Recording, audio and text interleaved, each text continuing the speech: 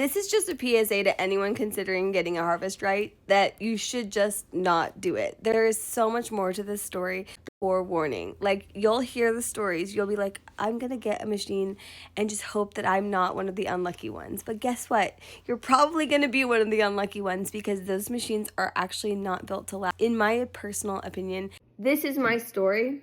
This has no personal bearing on the company. If anyone's gonna say that this is like slander or defamation or whatever, it's not. It's true. It's my truth, what I'm going through right now. I talked to a repair guy who used to sell Harvest Right, and he has disbanded his contract because he doesn't trust the products anymore. And the people he was selling to, he said, I felt so bad because I was telling people that they could freeze dry their stuff and that it was going to work great for like decades, and really in 3 years you're going to be sending your machine back to Utah, which is where I'm at right now. And I'm so frustrated by it. I'm so frustrated that something that has to do with the way that they build the machines, there is a propensity for a freon leak. A lot of their machines get freon leaks, and it can be either external or it can be internal. And if it's inside the drum, which means under all that foam that insulates the drum, no one outside of Harvest Right can fix it really for any sort of reasonable amount of money. So the only option is that you mail your giant heavy ass machine to Utah so that they can fix it. And if you're outside of the 1-year warranty, which you probably will be just outside that 1 year, but you're within the 3-year warranty, which I still am, you have to pay for shipping both ways, which is over $300. It would be more if I paid for it on my own, but they have like a deal. So $150 each way, $300 for them to maybe fix the Freon. And then I said, okay, do you want me to send everything back? Like the hoses and the pump and all that stuff? He's like, oh, yeah, you can send the pump if you want to, because it's had some vacuum issues in the past, but that'll be an extra charge. That'll be an extra shipping charge. And if they do have to fix it, it'll be an extra charge. You guys, like, the way you made the machines is why I'm having these issues. Like, the way it is manufactured is why these issues are happening.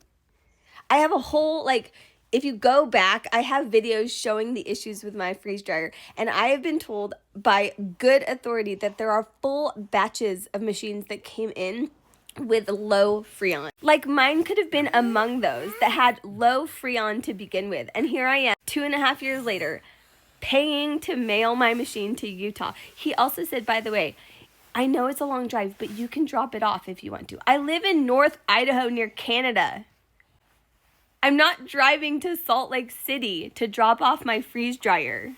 Like, this is crazy. Do not buy this company. Not going to name drop, but there are other options. Do not fall for the marketing. My apologies. I've calmed down. I mean, I'm still upset, but I decided to do something about it instead of just yelling about it on social media.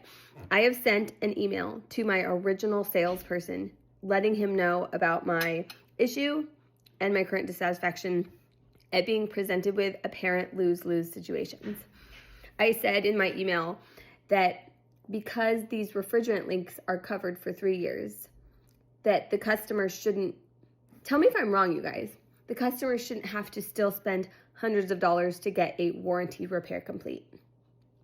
If it's warranted, the consumer should pay nothing. That's just my opinion. Secondly, I said, being presented with these lose situations does not inspire confidence in the company. And is there anything that can be done? Like, can a refund still be done? Can a return still be done? Which I'm certain the answer is no. A similar version of that same email to my repair rep in customer service. Sweet, sweet, sweet man. I preface it by saying this is not personal, but I think this issue needs to be addressed and escalated. And I said the same thing, that if it's a warranted repair, it should be covered. I don't believe the answer I'm going to get back is positive.